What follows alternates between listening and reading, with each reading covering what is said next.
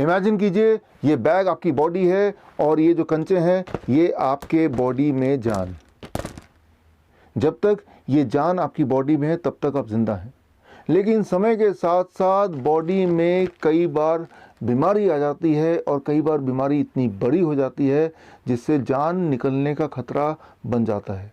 ऐसे में आप ट्रीटमेंट कराते हैं, इलाज कराते हैं, उस बीमारी को ख़त्म करने के लिए रिपेयर कराते हैं।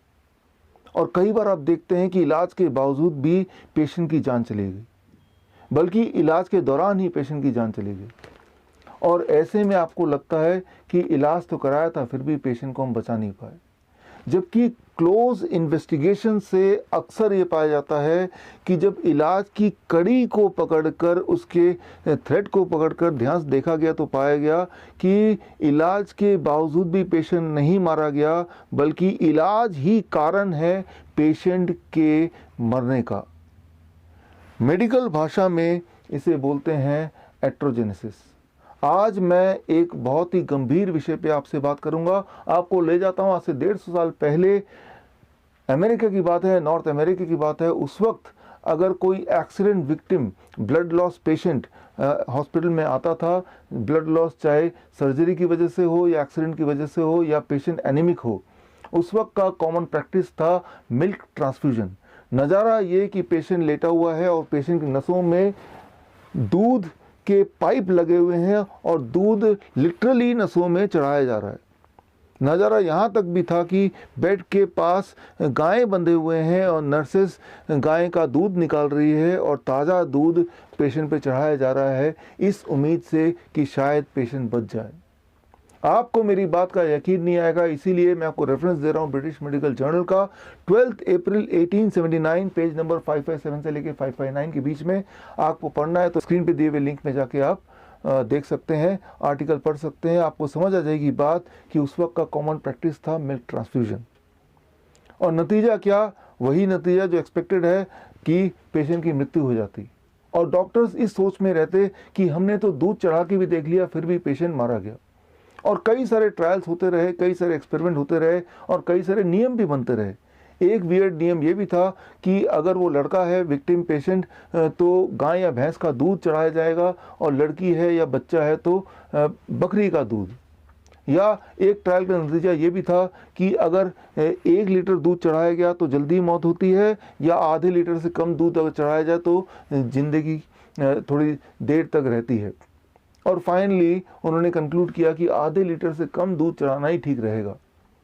करते करते 50 साल निकाल दिए डॉक्टरों ने ये समझने के लिए कि दूध चढ़ाने के बावजूद भी मृत्यु नहीं हो रही है, बल्कि दूध चढ़ाने की वजह से मृत्यु हो रही है। और इसके साथ ही मिल्क ट्रांसफ्यूजन का जो प्रैक्टिस था वो हमेशा के लिए ख़त्म हो गया और उसकी जगह आ गया what is now known as blood transfusion.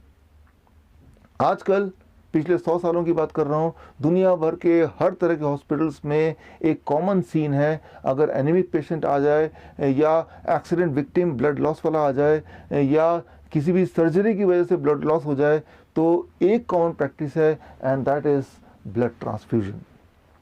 Blood transfusion में ये बिलीव ही नहीं किया जाता, बल्कि ये विश्वास किया जाता है कि खून चढ़ाने से इंसान के जिंदा रहने की पॉसिबिलिटी बढ़ सकती है, रादर बढ़ जाती है। लेकिन पिछले 10 सालों में ही, सिर्फ लास्ट 10 ईयर्स में एविडेंस की बात की जा रही है कि एक्चुअली रियलिटी में देखते हैं कि जो हम सोच रहे हैं क्या ऐसा ही है।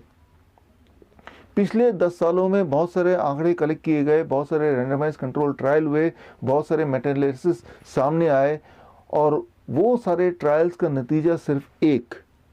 मान लीजिए 2 पेशेंट हैं, दोनों की स्थिति एक जैसी गंभीर है, दोनों का ब्लड लॉस एक जैसा है, और एक को खून चढ़ाया गया और एक को खून किसी कारणवश नहीं चढ़ाया गया। हर बार ये पाया गया कि जिन पेशेंट्स को खून चढ़ाया गया उन पेशेंट्स के मृत्यु की चांसेस लगभग डबल है, 2 गुना। आप सोच रहे होंगे कि अगर ब्लड ट्रांसफ्यूजन से मृत्यु दर बढ़ जाता है, मोर्टेलिटी रेट बढ़ती है, मॉर्बिडिटी बढ़ती है, तो ये आज भी प्रैक्टिस में क्यों है? इसके लिए आप गौर कीजिए स्क्रीन में दिए हुए रिपोर्ट को। रिपोर्ट है AABB का, यानी कि American association of blood bank. जिन्होंने ये बीड़ा उठाया है कि वो प्रोटोकॉल बनाएंगे, गाइडलाइन बनाएंगे, रिकमेंडेशन बनाएंगे। उनके रिकमेंडेशन देखिए, 4 रिकमेंडेशन स्क्रीन पे हैं। इनमें से रिकमेंडेशन 2, 3, 4 की बात करते हैं। इन तीनों रिकमेंडेशन के लास्ट लाइन को देखिए, मैंने हाईलाइट किया है। लास्ट लाइन क्या है? Weak evidences, weak recommendation, uncertain recommendation, low quality evidences, very low quality evidences. बोलने का मतलब ये है, उन्होंने प्रोटोकॉल तो बना दिया, नियम बना दिया, गाइडलाइन बना दिया, लेकिन बोलना वो चाह रहे हैं इस गाइडलाइन के लिए सबूत कोई ठोस नहीं है, बल्कि सबूत ही नहीं है। सिर्फ रिकमेंडेशन 1 के नीचे लास्ट लाइन पे लिखा है स्ट्रॉन्ग रिकमेंडेशन, स्ट्रॉन्ग एविडेंसेस। और रिकमेंडेशन 1 क्या है? वो सिर्फ इतना है कि अगर 2 तरह के पेशेंट को कंपेयर करते हैं, एक पेशेंट वो जिसका HB 8 है, दूसरा पेशेंट वो जिसका 10 है, दोनों में से किसको ब्लड ट्रांसफ्यूजन करने से फिर भी कंपैरेटिवली जिंदा रहने की पॉसिबिलिटी ज़्यादा है।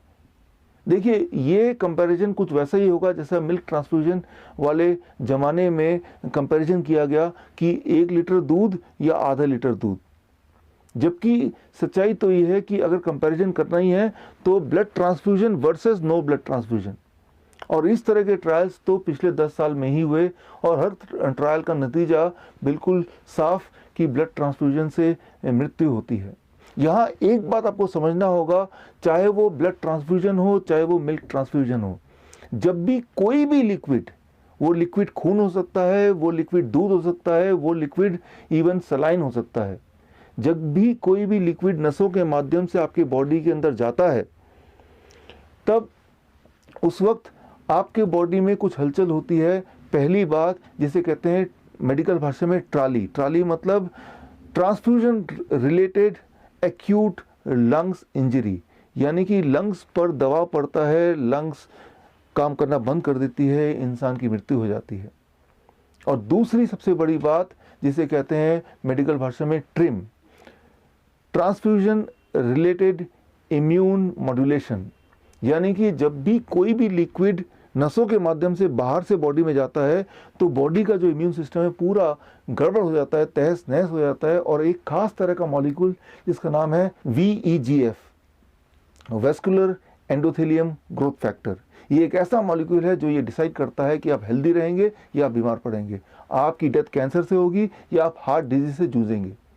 ये जो मॉलिक्यूल है ये पूरी तरह डिस्ट्रॉय कर देता है जब भी कोई भी लिक्विड आपके बॉडी में ट्रांसफ्यूज होता है थ्रू द ब्लड वेसल्स।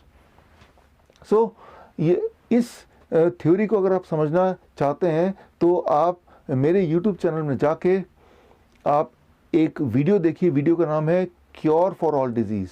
तो आपको पता चल जाएगा कि VEGF का सिग्निफिकेंस क्या है। बल्कि पिछले साल का जो नोबेल प्राइज विनिंग साइंस था वो भी इसी पे आधारित था।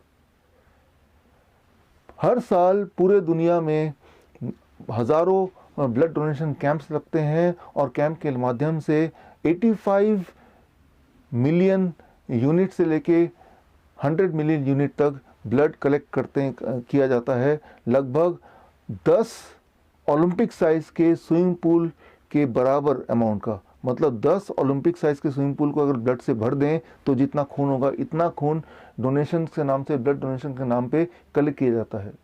बड़े बड़े संस्थान, Lions club, rotary club, school के बड़े बड़े सोसाइटी आए दिन ब्लड डोनेशन कैंप लगाते हैं इस उम्मीद से कि शायद इससे कोई हम पुण्य कमा लें।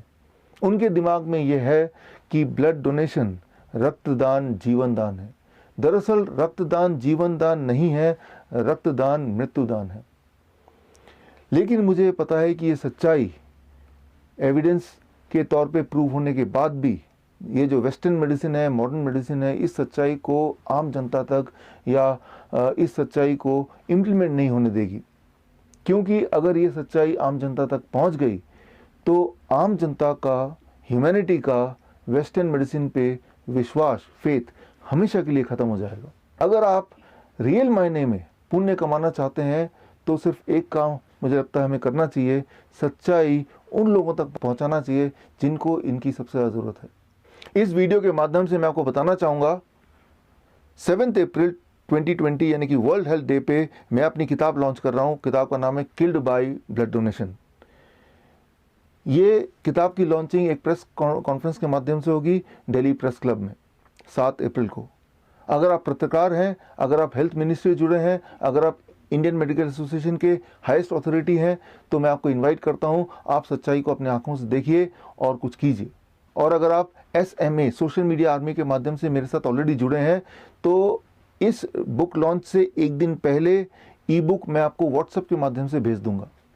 और अगर आप SMA के माध्यम से मुझ तक अब तक नहीं जुड़े हैं, तो आप 2 स्टेप्स में मुझ तक जुड़ सकते हैं। स्टेप 1, स्क्रीन पे दिए हुए नंबर को अपने मोबाइल पे सेव कीजिए। स्टेप 2, अपने मोबाइल से व्हाट्सएप कीजिए मुझे SMA। मैं समझ जाऊंगा कि आप मुझसे जुड़ना चाहते हैं, मैं समझ जाऊंगा आप मेरी मदद करना चाहते हैं सच्चाई को लोगों तक पहुंचाने के लिए। तो मैं आपको भी 7 अप्रैल से पहले ये बुक व्हाट्सएप से ई बुक मैं आपको भेज दूंगा। और यही नहीं, टाइम टू टाइम ऐसे एविडेंस बेस्ड वीडियो मैं आपको भेजूंगा जो किसी की जान बचा सकता है। मैं ये उम्मीद करता हूं कि आप इन सच्चाइयों को लोगों तक पहुंचाएंगे और किसी दिन हम ज़रूर मिलेंगे in person. This is doctor Biswaroop Roy Chowdhury. All the best. Thank you. जय हिंद।